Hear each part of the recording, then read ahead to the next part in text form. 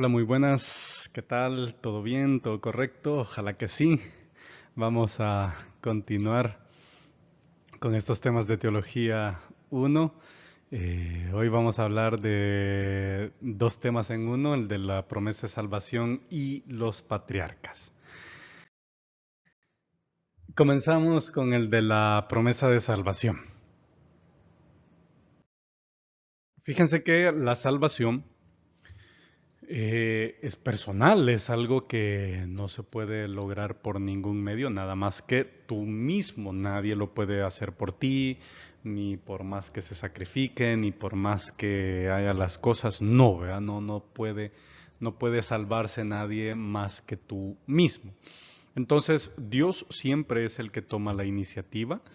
Dios te propone este plan de salvación y tú decides si hacerlo o no.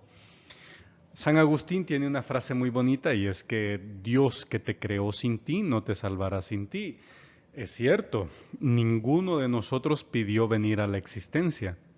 Nuestros padres decidieron procrear un hijo, al menos esperamos que haya sido querido, que haya sido pues pensado, no que haya sido un accidente como hoy en día son tratados muchos de los niños, ¿verdad? Que nos descuidamos, fue un accidente y no, ¿verdad? Se supone que cuando vas a procrear a alguien, pues es porque lo quieres, es porque lo has querido, ¿verdad? Pero de todas las posibilidades que pudieron suceder, que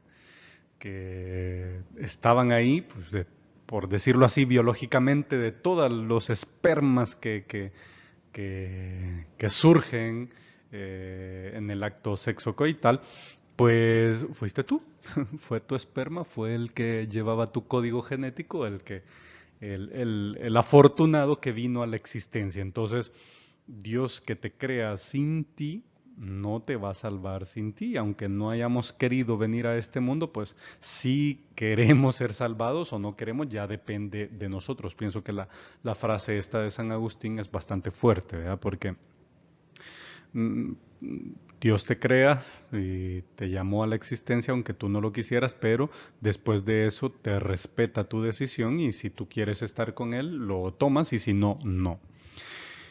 Dios promete que no va a abandonar al hombre después de la gran regada que nos dimos ahí con el pecado, si se recuerdan, con Adán y Eva, pues Dios promete que no va a abandonar al hombre y sin embargo, pues estará ahí con él a pesar de haberla regado, como decimos en buen salvadoreño.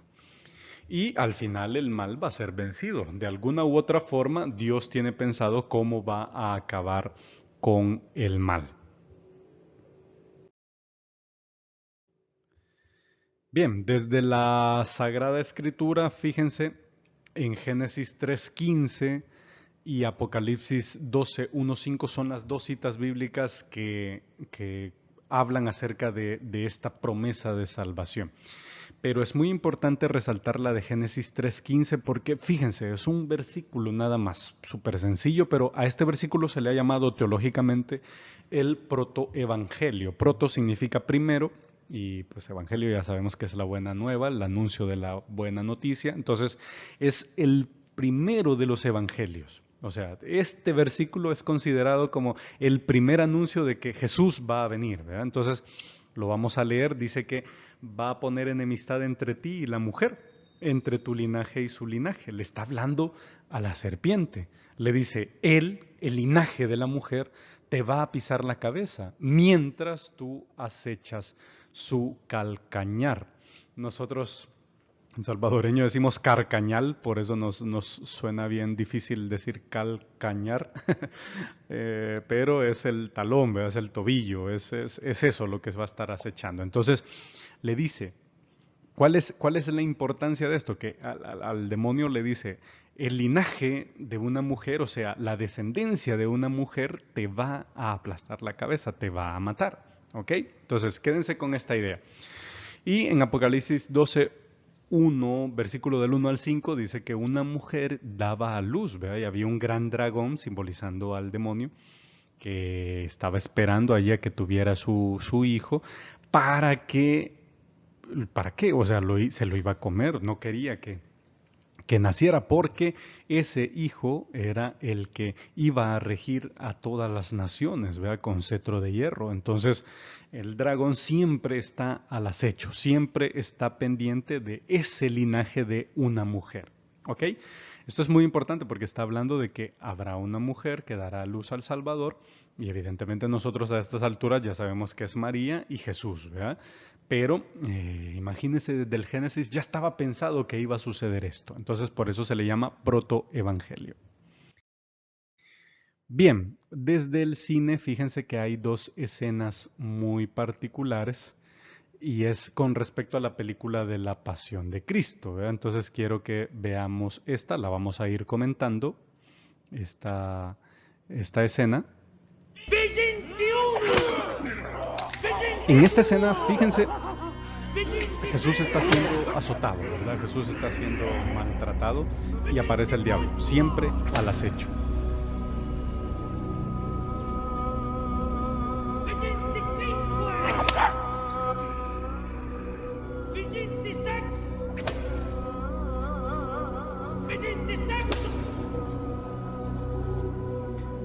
El diablo como que se saborea, ¿verdad? Se saborea de que está a punto de ganar.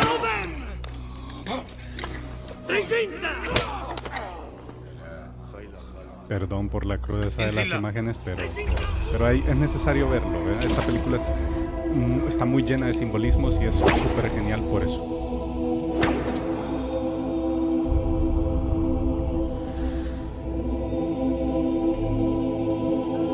Si se fijan, ahí va el diablo, ¿verdad? Como una especie de hijo, representando que su linaje está venciendo, ¿verdad? Que por fin el diablo va a vencer. Está mordiendo el talón, el carcañal, como decimos en salvadoreño.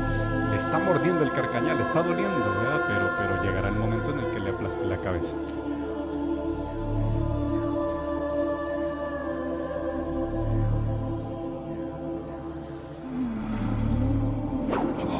Entonces ven, parece que el diablo está ganando, ¿verdad? Entonces por eso es el simbolismo de esta escena. Hoy vamos a la otra. Aquí el diablo es vencido en la cruz, ¿verdad? Jesús muere y el diablo es vencido. Ahí se cumple esa cita bíblica de Génesis 3:15, ¿verdad? Te aplastará la cabeza. Entonces, esas dos escenas, por eso las traigo aquí, porque representan ese paralelismo tan grande que hay en las figuras de la Sagrada Escritura, ¿verdad? Todo lo que está en la Sagrada Escritura se cumple en Jesucristo y evidentemente eso da parte a estas escenas, ¿verdad? Bien, espero no haber traumado a nadie con estas escenas del cine.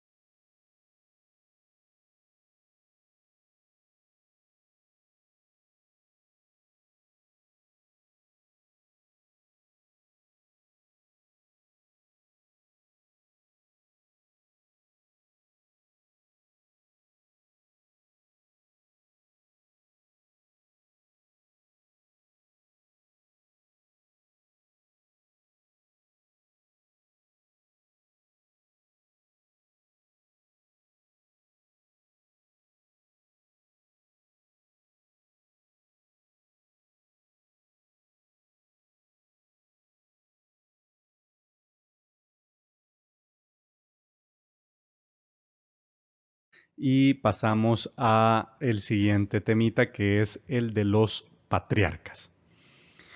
Entonces, fíjense que los patriarcas Entonces, el contexto histórico de los patriarcas se da de la siguiente forma. La promesa de salvación que Dios hizo a la humanidad, pues ya lo vimos, está en Génesis 3:15, y la humanidad se ve representada en dos personajes muy fundamentales que son Caín y Abel. ¿Quién mató a quién? Acuérdese. Caín mata a Abel o Abel mata a Caín. Caín, ¿verdad? Caín por envidia mata a su hermano Abel y son prototipos de los seres humanos, el humano bueno y el humano malo. Dios representa a la humanidad en estos dos hermanos. Un dato muy curioso es que Adán y Eva tuvieron un tercer hijo que se llamó Set. Setito, como le vamos a decir de cariño, pues él engendra a Enoc, Enoc engendró a Matusalén, Matusalén engendra a Lamec y este a Noé. Noé es una de las piezas muy fundamentales en la historia de la salvación, no solamente por el arca, sino por una especie de antepatriarca que podría decirse así a pura fuerza, que fue un primer patriarca. ¿Vean?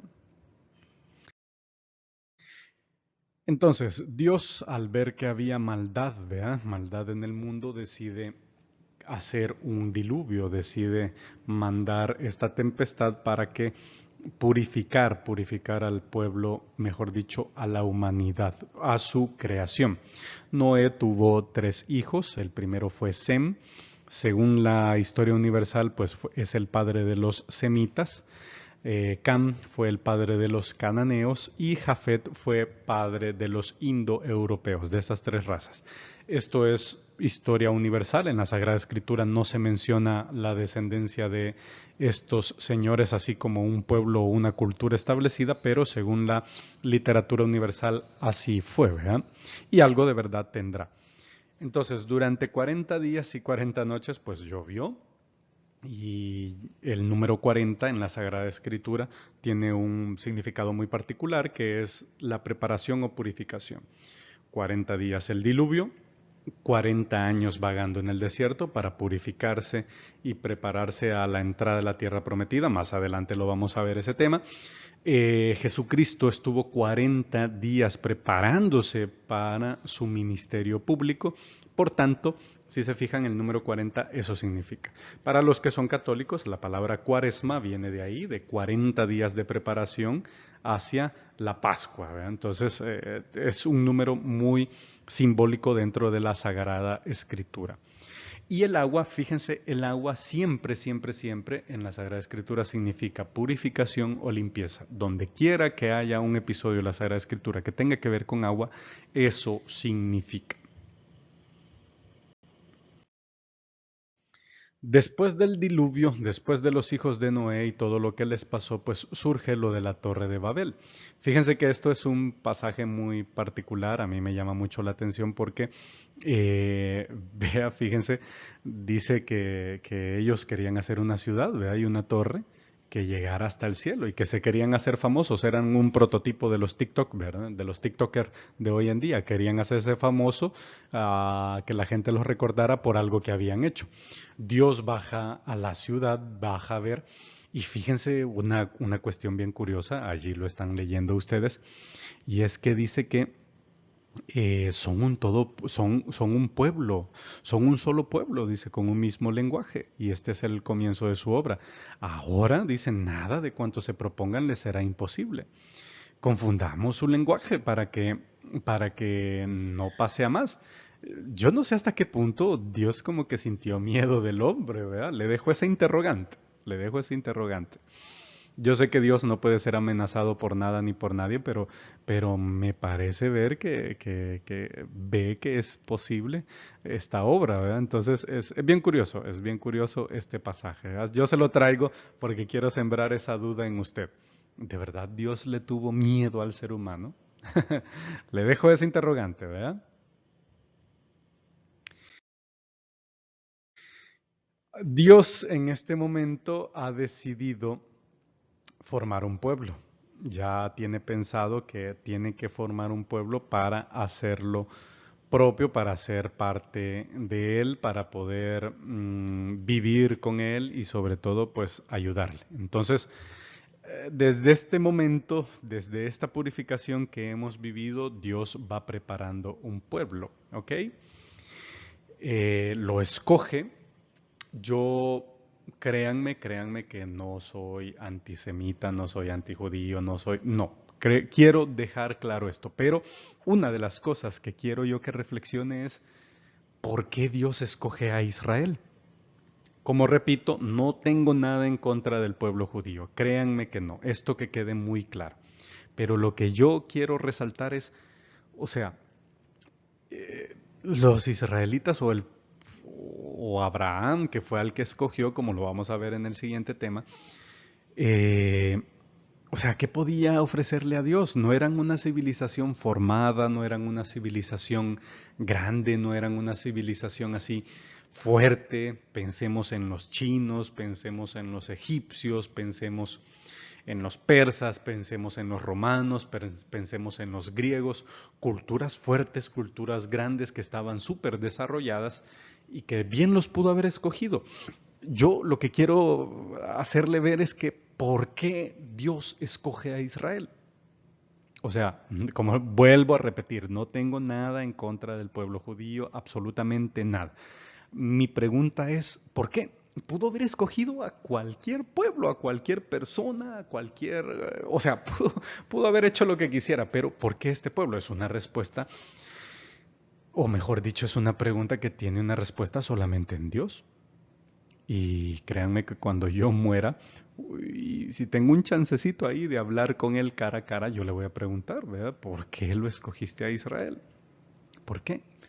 ¿Qué tenía de particular, verdad? Si pudiste haber escogido cualquier país y escogió a Israel, es un misterio que evidentemente solamente Dios lo puede resolver, porque, ¿verdad? Vuelvo a repetir, no tengo nada en contra de Israel, ¿verdad?